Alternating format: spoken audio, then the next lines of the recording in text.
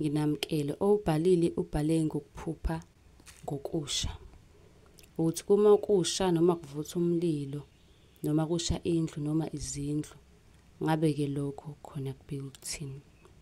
Ukhumbula ukuthi khona incwadi yamaphupho eyi-R400 la sesichaza khona kabanzi-ke ngephupho, sichaza nje singachazi ulayini owodwa.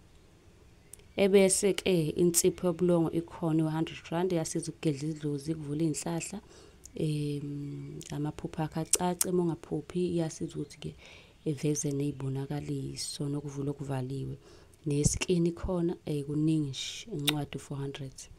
Sizokhuluma ngani ukuphupha kusha noma ukuphupha izindlu zisha.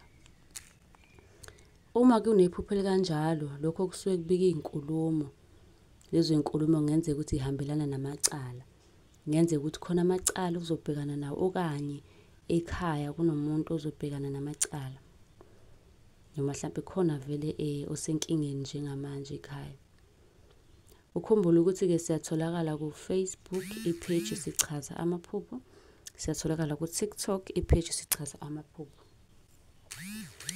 Nisilandele yonke indawo, nencwadi khona i-400, insipho yobulongo R100. Ukuze phela nawe-ke ukwazi ukuzilapha uhleli khona lapha ekhaya.